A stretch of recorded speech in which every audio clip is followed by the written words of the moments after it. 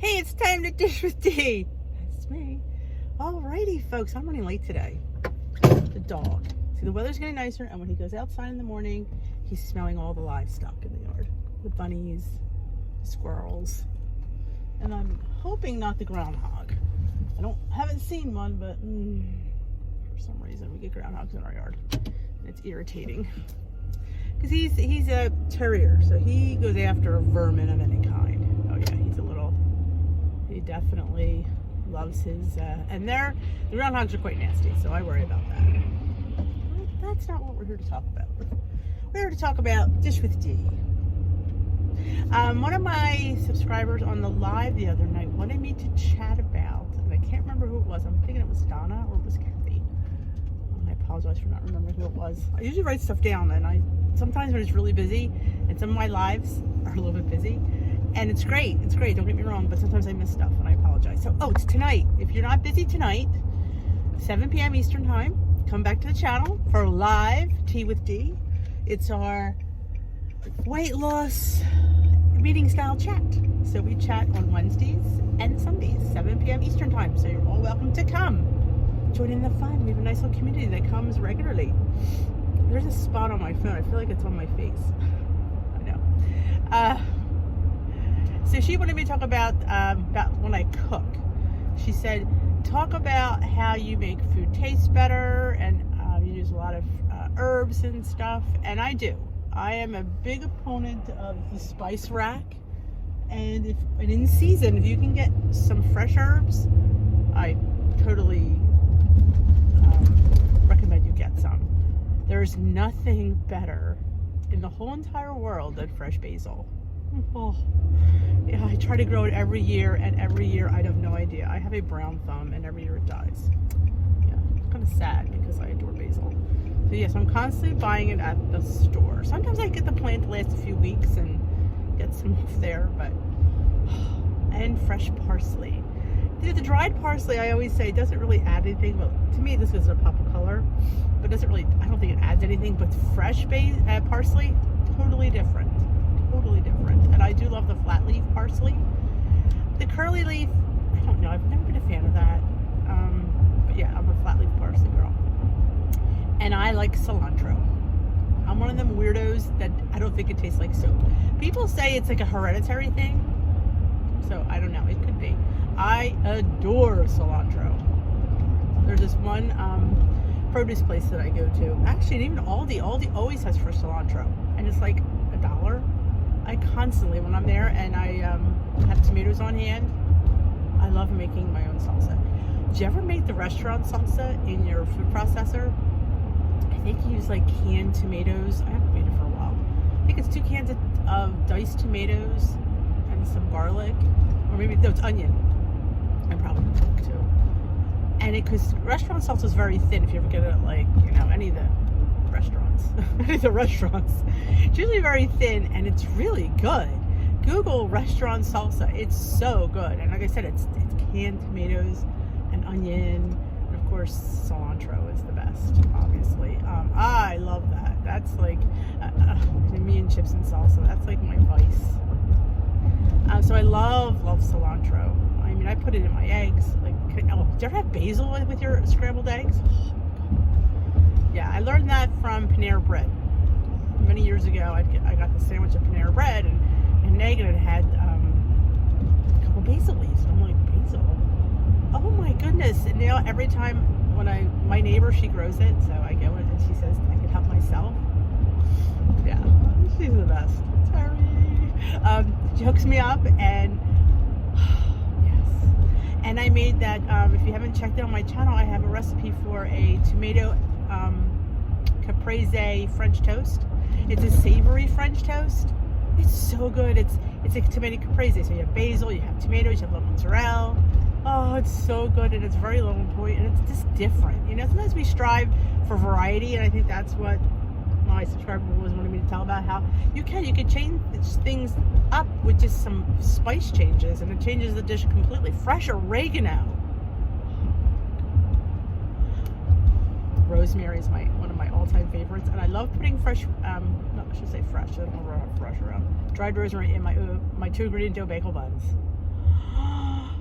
Oh, yeah.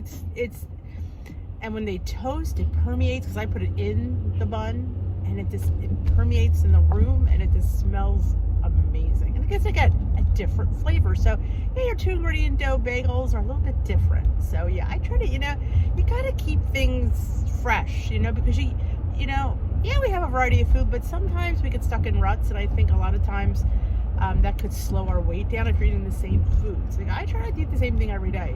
First of all, I have a variety at my disposal, especially for breakfast. I mean, this morning I had cannoli overnight oats. Bless my heart. I don't know what made me think of that, because I had noticed I had the cheese. I needed to get rid of it. I was making my son a cannoli bread pudding last night, and I thought, I need to get rid of this because it's been a week. So I thought, I was making overnight oats. I thought, oh, what about cannoli overnight oats? Yeah, I had to count a point for the cheese, but it was different. It was totally different. It was really good. I put a little Lily's chocolate chips in there. Yes. And again, I counted. Oh yeah, it was another point. But you know what? That's what the points are for. I'm not don't bother me to use my points. You know that. But oh, it was good. It was different. Oh, cinnamon and Ellie, who hooked me up with some amazing vanilla. Whoa. Yeah, it was one of the best overnight oats I've ever had. It was really different. I enjoyed that. I forgot what I was saying. Oh, but and Terry also grows in her garden mint. So I don't know if you noticed over the summer, towards the latter part of the summer, I was making a lot of fruit salsas. I've been getting honeydew, watermelon, cantaloupe, some strawberries, and I'd chop them up and I'd mix them with her mint and some maybe lemon or lime juice. I think I liked the lemon better, or did I like the lime? I don't remember. I liked one of them better. I can't remember which it was. I think it was the lemon, but I don't remember. But I was having that a couple times a week. I was having it for lunch with my picky plate. It was absolutely the bomb. So yeah, so the fresh mint, and I put fresh mint in my tea, because her mint grows like crazy. Literally, it was amazing. She has such an overabundance of mint, so I was like finding every which way to use it, and it was amazing, truly amazing. My tea and my fruit. So yeah, and it changes things up. I mean, it makes the fruit taste a little bit different. It makes my tea taste a little bit different. But I put fresh mint in it. You just have, again, I say this a lot. It's like, ooh, these repeats yourself. Play with your food. Play with flavors. Play with things you enjoy. Like, I enjoy mint. So I'm finding things to do with mint. Basil. I mean, you could put it in so many things, and it just adds to everything. And parsley. I mean, Rachel Ray was one that got me into fresh parsley. But I'd watch her 30-minute meals, and she would, in 30 minutes, you have to, you're not infusing much flavor when you're not cooking for very long. So, but you put some fresh herbs in something, pop, it comes out. And I got to see her once. I went to a book signing. She was at this was a cooking store. That was way back when, before she really exploded. She was popular, but not like she is now. I mean, now she's on a talk show, but she just had the 30-minute meal show. That's all it was. Before she went to the $40 a day. And I waited about an hour, and it was great. I'm glad I went, and all, it was the best. And so yeah, I mean, like little things. And she's the one that told me, when you're making a quick pasta sauce, or a quick, I always make a lot of quick bolognese, put a little stock in there, not bouillon, stock. If you look at a can, like if I'm making a lamb bolognese, which my husband adores, I'll get some lamb stock. If I'm doing the turkey bolognese, sometimes I get some stock, and it gives it a depth, adds no points, and it gives it that, oh, this is like infused, because it felt like it cooked all day, because it has that meaty flavor into the sauce. So little tricks like that, and you look like a rock star. And you spent how long in the kitchen? 20 minutes. As long as it took you to brown that meat. Dump your tomatoes in, all your spices, and your stock, and you let that simmer for a little bit. Yeah. Because you slaved over a stove, and you didn't. And like I said, you didn't add any points. I mean, I do have a turkey bolognese. I don't think I had stock that day. use bouillon. I always keep bouillon because you never know. So was that a turkey stock? But sometimes I like to use turkey sausage in my turkey bolognese because, you know, I'm an opponent of a little bit of fat. I am. Fat is flavor, you know, and if you totally take it out, that's why you very rarely will ever see me use the low-fat beef. Like it. 90-10 is probably the lowest I'll go. 85 I'd love to use. And I take the points for it. You know what? That's what I like, and that it's all about what you're willing to sacrifice. And to me, I am not sacrificing taste for points. A burger, you gotta, it needs it. It cries for a little bit of fat. You gotta have it. And you know what? That's why we're given points for things like that. And you budget your points how you see fit, and I budget my points how I see fit. That's what makes WW just a fantastic plan, because you could customize it to you. And that's what it's all about. It's finding what works best for you, not what works best for Dish with D, because what works for me is not going to work for you. You got to find what works for you, what you can live with, and what you can sustain. It's all about sustainability, because you know we all could lose the weight. We have to be able to maintain it, and that's the problem. You know, that's what a lot of people find. They lose it, and then they sit there and they go back to old habits. And then old habits is what got them overweight in the first place. So that is why, you know, yeah, you might have said it took me 2 years to lose 91 pounds. A lot of people said, it wasn't that bad.